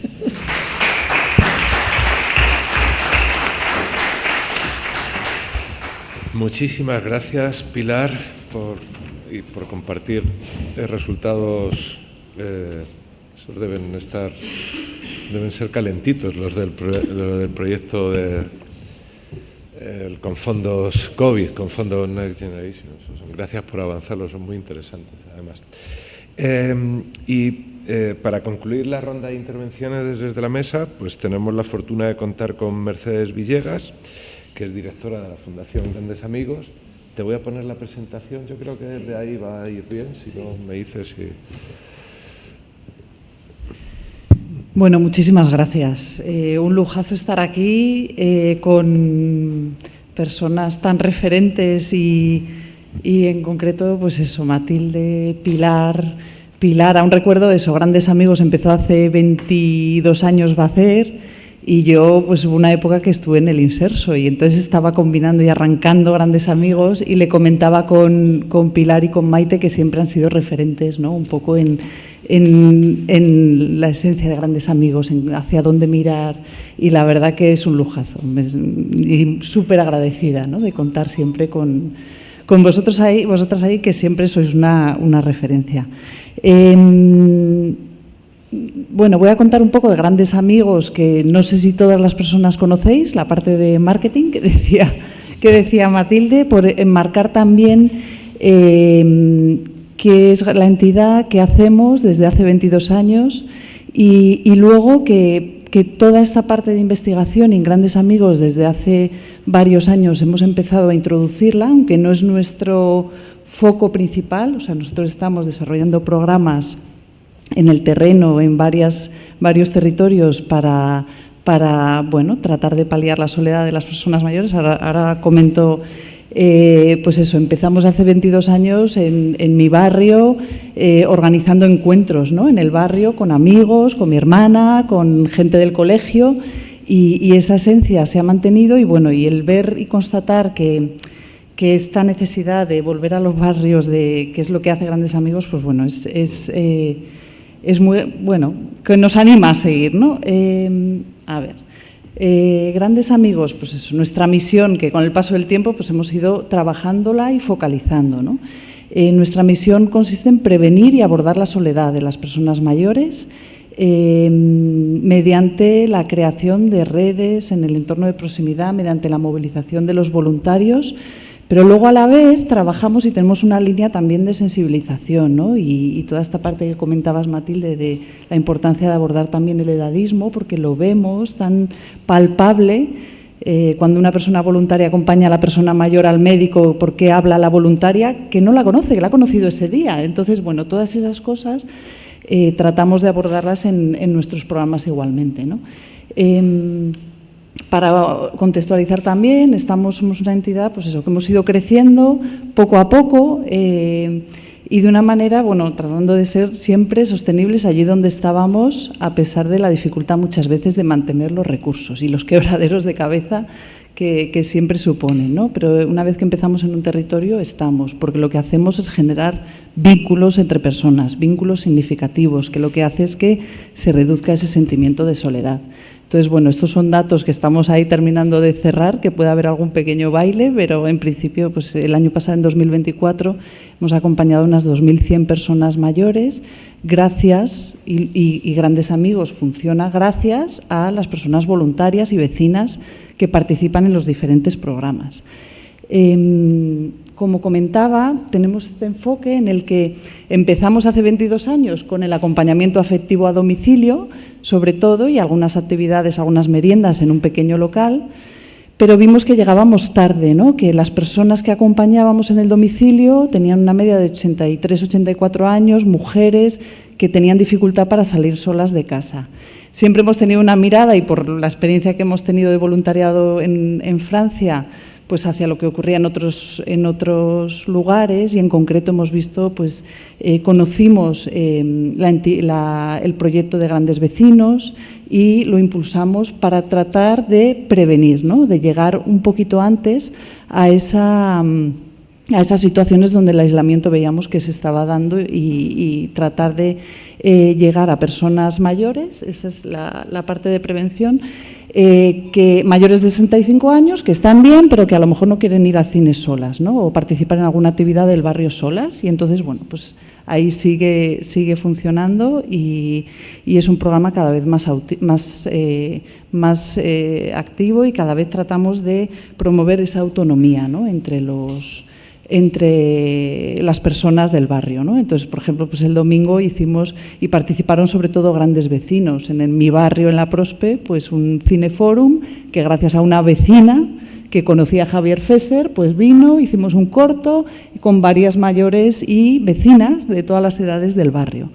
Pues maravilloso, claro, el ver que estamos consiguiendo crear esto, ¿no? Y al final lo que vemos con estos programas, sobre todo, y hacia donde estamos yendo también, es crear esos espacios en la proximidad y por intereses, ¿no? Porque al final a no todo el mundo le interesa. Había algunos momentos en los encuentros de Grandes Vecinos que veíamos que algún hombre nos decía, no, esto es para mujeres, porque claro, al final eran muchas mujeres las que se encontraban, ¿no? Entonces, ver cómo podemos también responder a esa otra necesidad y llegar a otro perfil.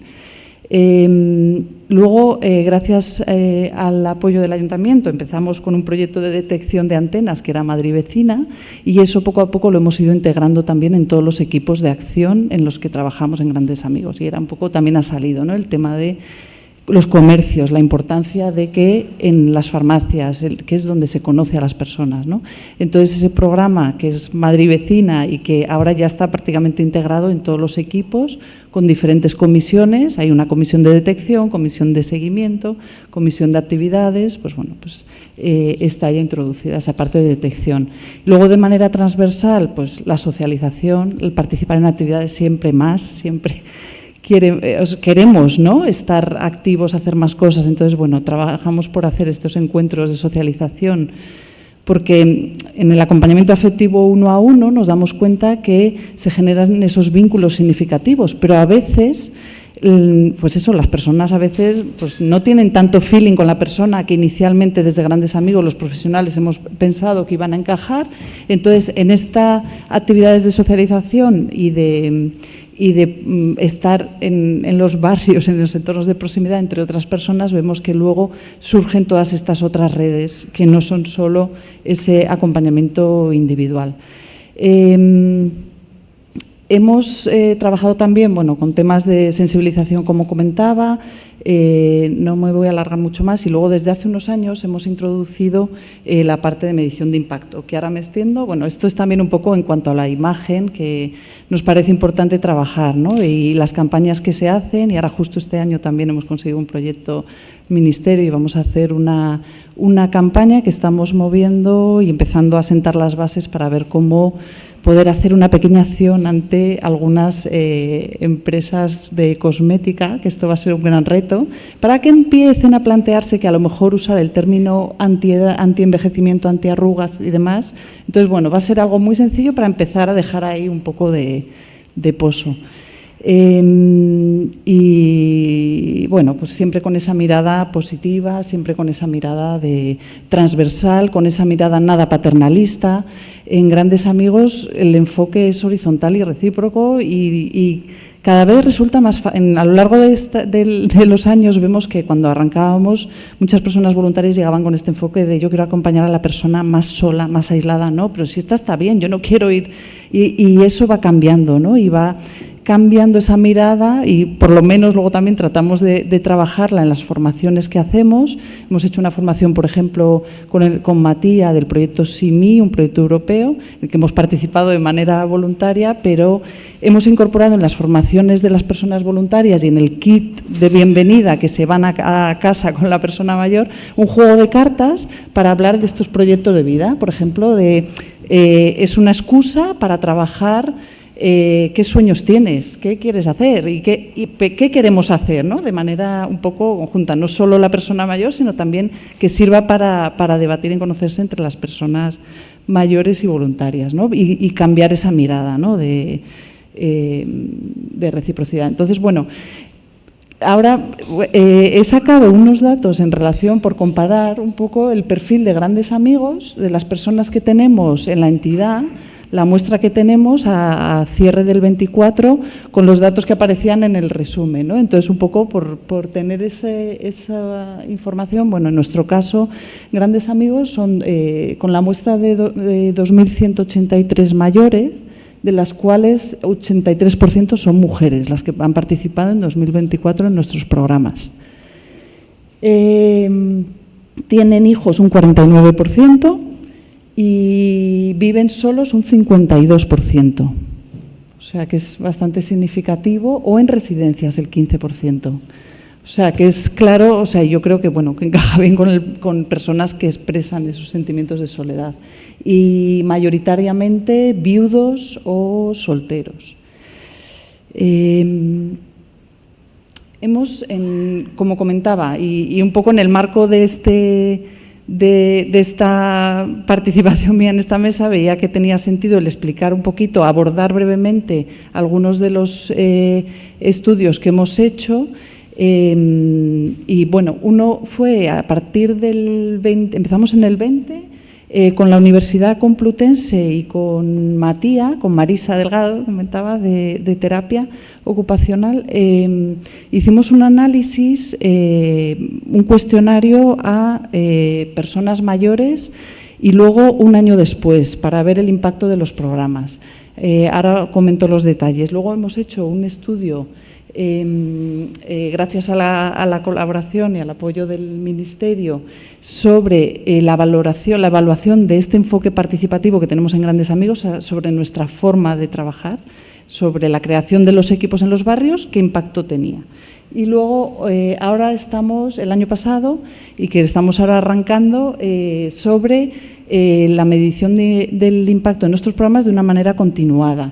En el primero era un cuestionario que pasamos a unas 200 personas y luego un año después, pero esto se hacía de una manera como externa a la entidad.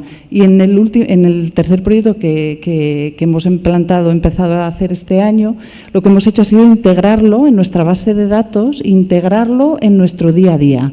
Es decir, que cuando una persona mayor se incorpora a Grandes Amigos, ya hay 4 preguntas que hemos formado tanto al equipo técnico de Grandes Amigos como a los voluntarios que hacen estas acogidas de personas mayores, para que siempre esas preguntas se pasen de la misma manera, con los mismos ejemplos, etcétera, ¿no? Y estamos ahí trabajando en ello para tener una medición de impacto ya más a largo plazo, ¿no? Y la idea es ahora, un año después, y seguir valorando con el paso del tiempo, ¿no? Que al final, bueno, pues todo esto nos ayuda a mejorar las acciones, los programas y este es el resumen del primer estudio que hicimos, que fue una muestra de 214 personas. Este es el estudio que hicimos con Matías y la Complutense y aquí simplemente es un resumen de las preguntas de la UCLA, porque había varias escalas, estaba la de Oslo, estaba otra de bienestar, era una batería inmensa de preguntas, ¿no? Pero para traer aquí hoy me parecía oportuno traer estas que son UCLA, me parece, yo no soy aquí la experta, aquí está mi compañero Alfonso de Grandes Amigos, que es el experto, que también si tenéis alguna duda más, pero evaluamos cómo de intenso, cómo era la frecuencia del sentimiento de soledad un año después de participar en los programas de Grandes Amigos. Y se ve una leve mejoría, ¿no? en esa reducción de los sentimientos de soledad. Luego hicimos esta parte que era un poco sobre cómo trabaja Grandes Amigos con estos equipos de acción en los barrios y hicimos un estudio gracias a la UNED, un estudio que era una parte cualitativa y una parte cuantitativa en el que tratábamos de analizar si sentían que les ayudaba a reducir los sentimientos de soledad el participar en estos equipos.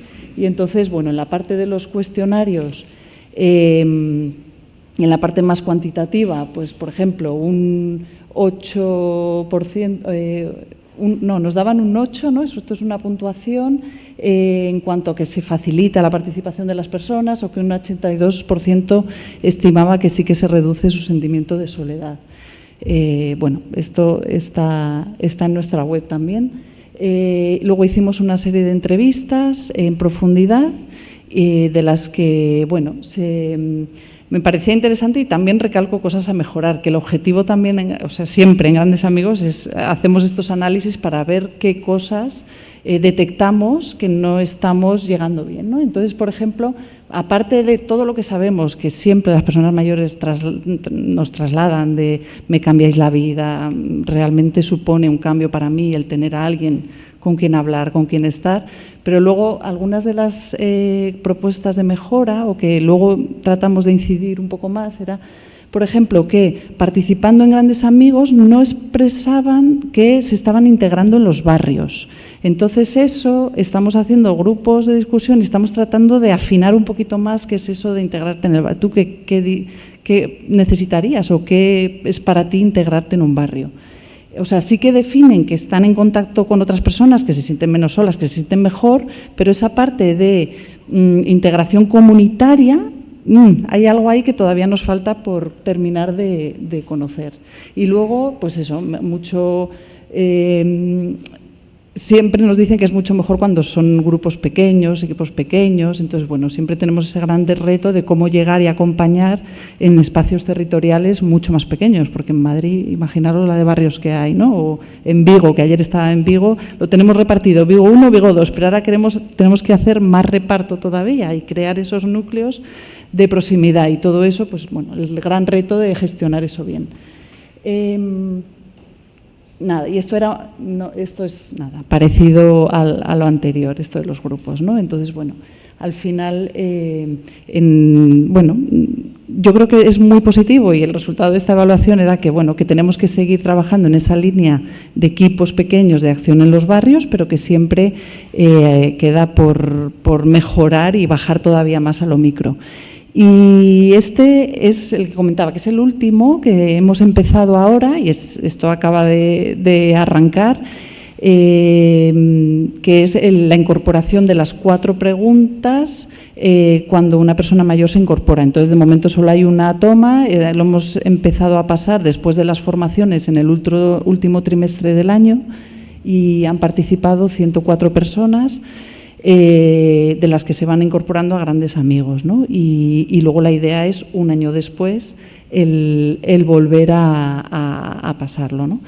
Y ver qué pasa. Entonces ya tendríamos ahí esa segunda fuente para verificar y comprobar, ¿no? Y bueno, lo que sí que está claro es que encaja, o sea, el perfil que llega a grandes amigos está encajando, porque son personas que, pues eso, que mayoritariamente se sienten solas y que lo expresan así, ¿no? Y que sienten que les falta compañía, y estas son las otras dos, ¿no? ¿Con qué frecuencia te sientes aislado? Y esto lo comentaba con Alfonso, que me parece curioso, ¿no? Que a la pregunta de con qué frecuencia te sientes aislado o excluido, hay un porcentaje interesante que dice nunca. Entonces, bueno, tenemos ahí que ver, yo no soy aquí la experta, para entender bien el porqué, ¿no? Porque sí que se sienten solos, sí que se sienten que les falta compañía, pero luego no llegan a decir que se sienten… Bueno, sí, pero yo aquí lo dejo a los expertos, todavía no os he dado tiempo a darle una pensada a esto, ¿no? A mí, por lo menos, que estoy más en la parte de gestión. Pero bueno, que me parece que es muy interesante y que bueno, que puede aportar y nos va a ayudar mucho a seguir mejorando en los programas que estamos llevando a cabo. Y como conclusión, porque un poco había notado algunas cosas, bueno, tengo aquí que Alfonso me ha pasado algunos cruces interesantes sobre género y con qué frecuencia te sientes solo, y entonces, bueno, mayoritariamente afecta a las mujeres, bueno, entiendo que también porque la muestra que tenemos es esta, luego de con quién vive, con qué frecuencia te sientes solo, pues al final es mayoritariamente quienes viven solos. Bueno, y tenemos por ahí más datos, porque claro, tenemos una base de datos muy interesante, pero bueno, también tenemos que poner el foco en lo que nos dedicamos, que es en la parte de la acción y del terreno y del desarrollo de programas, y que esto nos sirva como un apoyo para seguir trabajando en esa línea. Y, como conclusión, nada, simplemente de comentar que yo creo que eso que nos refuerza, ¿no? Yo creo que este trabajo en la proximidad, en los barrios, en la vecindad, con estos análisis, bueno, los estudios y evaluaciones nos animan a seguir trabajando en esta línea, a seguir evaluando y viendo que, bueno, que es una de las herramientas ante el gran reto de la soledad, que es tan diversa, tan compleja de abordar, pero bueno, que luego como entidad también siempre tenemos el reto de los recursos, que nos limita muchas veces el poder seguir desarrollando todas estas acciones. Entonces, bueno, ahí seguimos siempre trabajando en ello, en conseguir esa diversidad y sostenibilidad de los proyectos. Así que nada, por mi parte estaría. Gracias.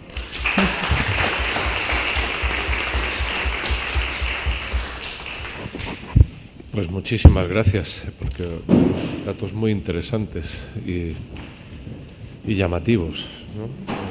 Es una base de datos muy interesante. Bueno, yo me resisto a las tentaciones que siento para plantear yo temas, porque la idea es que en estos minutos que tenemos, no son 5, hemos avisado de que vamos con unos minutos de retraso, así que no hay problema. Podemos, bueno, tampoco podemos quedarnos aquí toda la mañana, pero sí tenemos espacio para alguna intervención procedente de las personas que habéis escuchado estas 4 intervenciones realmente sugerentes. Así que si hay un micrófono de mano que os puedo pasar, o a viva voz, como queráis. Yo, si me permites, mientras que alguien se anima, del otro lado de la mesa, es una pregunta relacionada con los resultados que he visto, que no lo he leído en profundidad, de vuestro estudio,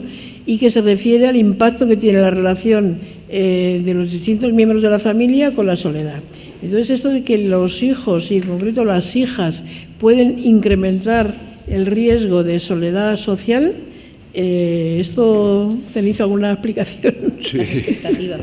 Tiene que ver, desde nuestro punto de vista, es una variante cultural del efecto de cohorte. Es decir, las expectativas culturalmente construidas generacionalmente son diferentes. Las expectativas con respecto a las relaciones sociales y, en concreto, con respecto a las relaciones paterno-filiales. Entonces, nuestra hipótesis es que la cohorte del estudio, que son personas todas de 65 o más años, culturalmente y en términos de valores, tiene unas expectativas con respecto a la relación con los hijos y con las hijas que, en cierta medida, son no solo diferentes, sino en ocasiones contradictorias con la elaboración cultural de las relaciones sociales en las generaciones de adultos jóvenes. Entonces, ahí nuestra hipótesis es que se produce un cortocircuito que tiene que ver con los procesos de cambio social y cultural que han tenido lugar en España desde que nacieron las personas mayores del estudio y las experiencias socializadoras, socioeconómicas, culturales de las personas adultas, que son 20 o 30 años más jóvenes. Eso es lo que vimos en las entrevistas en profundidad, especialmente. Porque el dato, digamos, crudo o el dato desnudo es contraintuitivo incluso. Esto no quiere decir que siempre las relaciones con los hijos o con las hijas sean negativas, no. Es un término, quiero decir, que lo que vale para toda la muestra puede no aplicarse para personas concretas, pero eso es algo que se está observando y que se está observando no solo en España. La hipótesis no es nuestra, la hipótesis se deriva de trabajos realizados en otros contextos culturales. Sí, sí. Gracias por el inter. ¿Nadie se anima?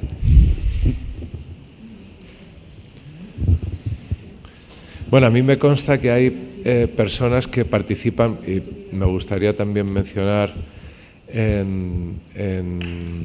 no sé si es fundación o es ONG, es Nadie Solo. Aquí hay personas que han venido amablemente. Entonces tenéis, ¿no? Sí, por ahí.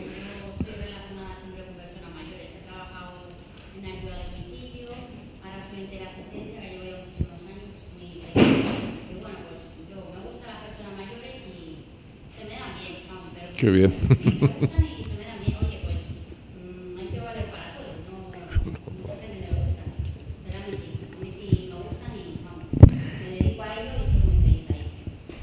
Justo, a mí me gustaría, aprovechando, con Nadie Solo nos coordinamos mucho y nos coordinamos con el ayuntamiento, que tenemos un convenio firmado al que no le dan ninguna publicidad ni le pone ningún valor, y a mí me parece que está fenomenal, y es que hay un convenio de las 3 empresas que tienen la teleasistencia en el Ayuntamiento de Madrid y las 3 entidades principales que estamos en el municipio de Madrid, Nadie Solo, Solidarios y Grandes Amigos, y entonces cuando en teleasistencia detectan que hay una persona mayor o que llama, que expresa esos sentimientos de soledad y que acepta recibir una persona voluntaria, pues nos coordinamos entre las 3 entidades y nos derivan, sí.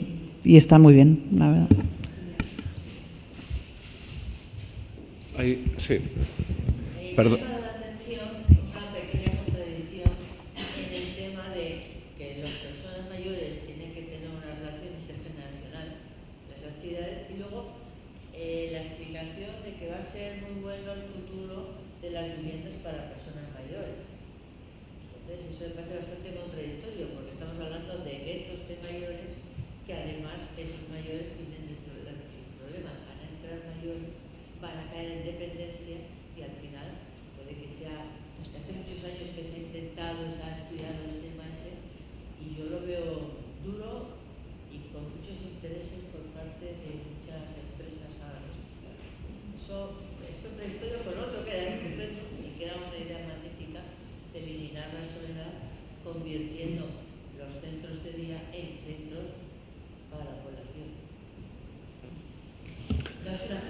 No, si además, si es que fíjate que además cuando yo he hablado de la responsabilidad, o de alguna manera de las administraciones públicas en facilitar eso, y el que haya esa oferta no quiere decir que sea la oferta, y por tanto, decir, todos somos cada uno y tenemos nuestras cabunadas, que decían.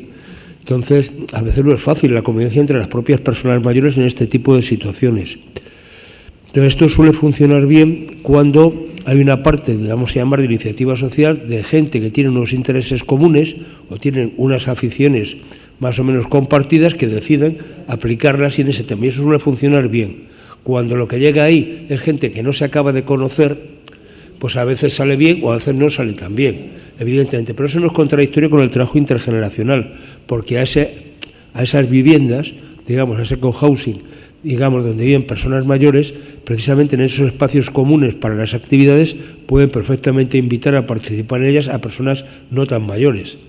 Es decir, que la gran ventaja de esa situación es que puedes tú mantener, de alguna manera, tu independencia para hacer tus cosas y tienes una serie de servicios o una serie de posibilidades de relacionarte con más gente. Pero eso es lo de siempre. Yo no creo en la solución única.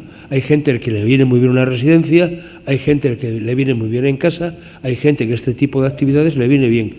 Lo que no podemos, y nosotros estamos en contra, es del mercantilismo de este tipo de actividades. Y por tanto hay gente que lo que está planteando es el negocio.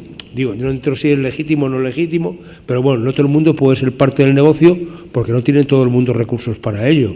Y por tanto me parece que esa fórmula también a veces, sobre todo pensando en el centro de las ciudades, donde mucha gente mayor tiene su casa en propiedad, en una parte central, una parte muy buena de la ciudad, a lo mejor pisos antiguos y que tienen dificultades de movilidad, hombre, puede poner eso, llegar a un acuerdo con la administración, poner ese piso en alquiler e irse a otro sitio donde pueda estar mejor. Sola, seguramente, en una opción, si lo que quiere es vivir sola o en compañía. A mí me parece que esta es la clave, ¿no? Pero fíjate, yo quería, aprovecho, Pilar, con este tema se habla mucho de los cuidadores en el entorno familiar, pero a mí me preocupa que es que con el tema demográfico que tenemos, de aquí a unos años, es que no va a haber familiares que cuiden a los familiares. Exagero un poco, pero nos entendemos, ¿no? Entonces, nosotros, la longevidad que es así, que nacen menos y duramos más, o sea que estas cosas, ahora mismo estamos teniendo gente de 60, 65 años que están atendiendo a sus padres que tienen 85, 90, y 90 y tantos, casi 100, con lo cual es que dice, oiga, tengo que plantearme ya los cuidados para el cuidador.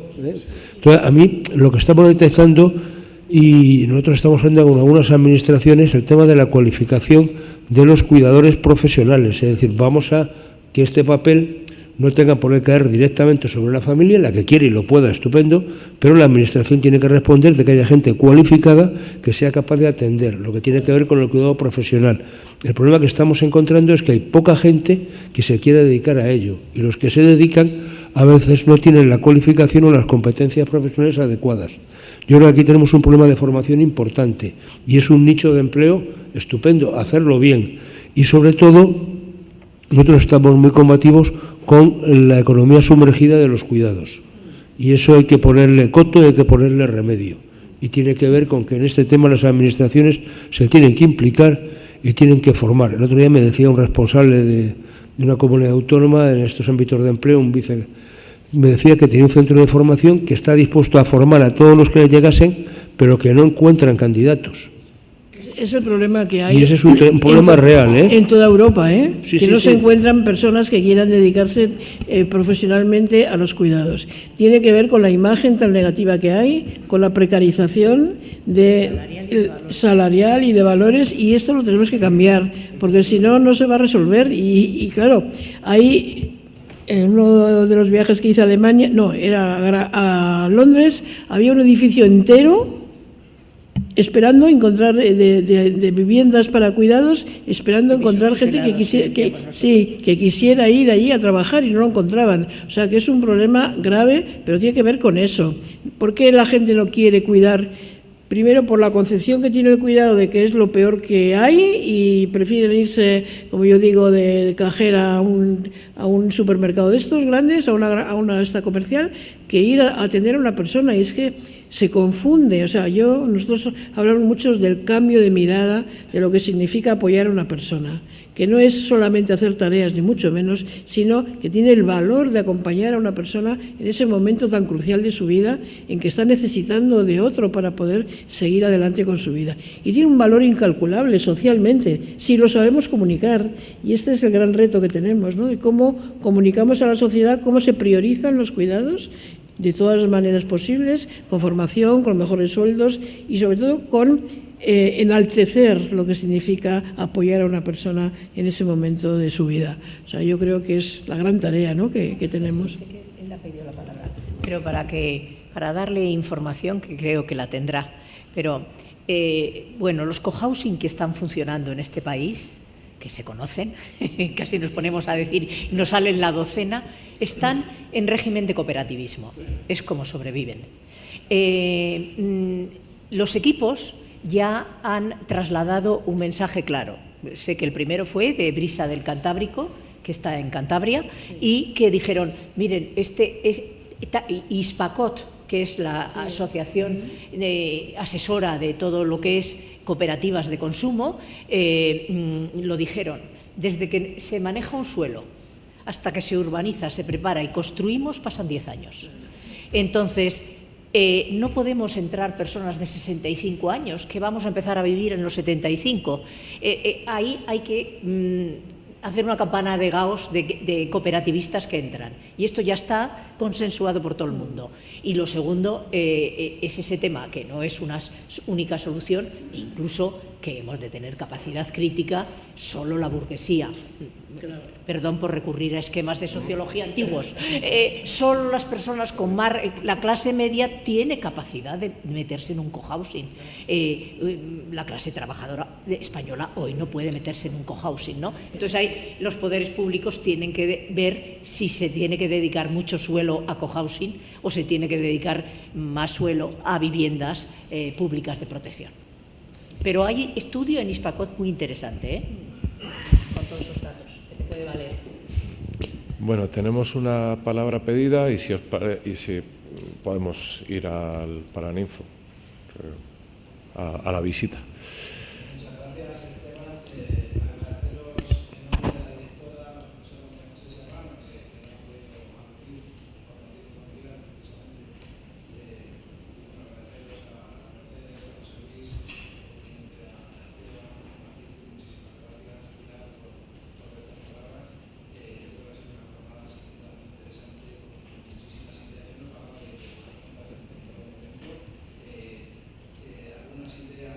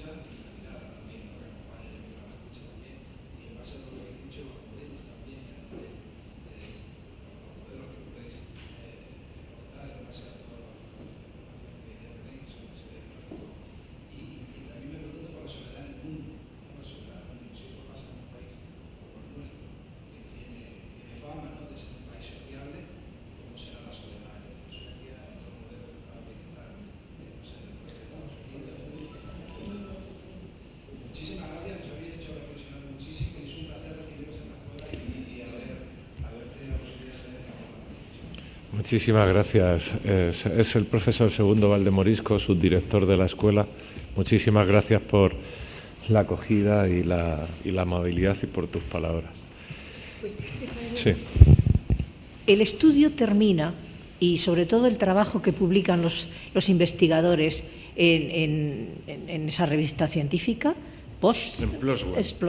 Bueno, termina diciendo, eso es muy rico, es decir, se nos han quedado pendientes estas cosas por seguir profundizando. Ojalá hubiera alguien de aquí, del Ministerio de Universidades y Investigación, y tomara nota de qué bien que pueda haber recursos para resolver las lagunas que se han abierto y que han quedado, las relaciones de hijos, el valor del vecino cuando una persona vive sola. Y dices que tengo la teleasistencia, o si me he caído, aquí.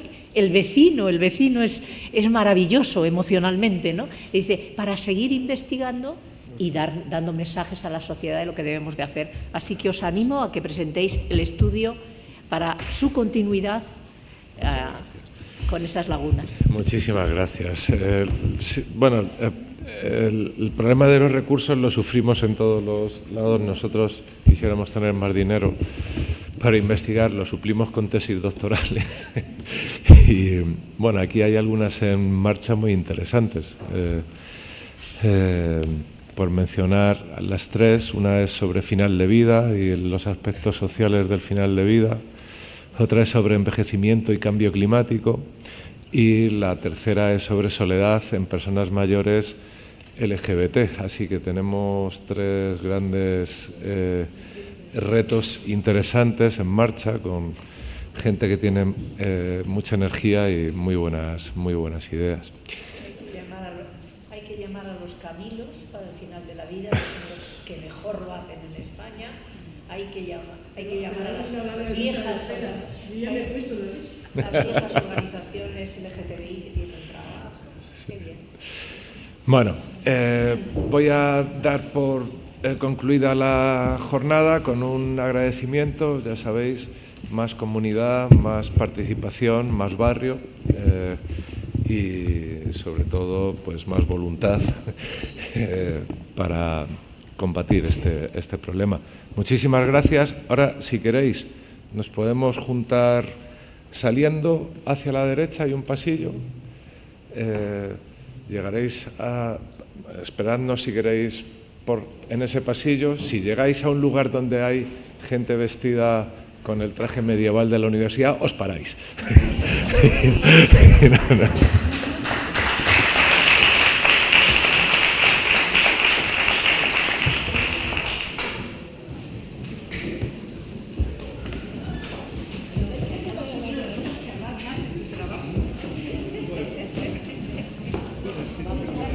Y nos vemos en el pasillo, porque el pasillo está... Muchas gracias. A ti, Matilde,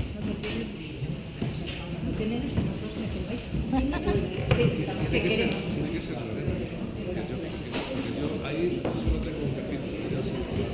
Elena, ¿tienes tan amable de... Somos amigas. Bueno, tú quédate, que el espíritu de Paraninfo es de...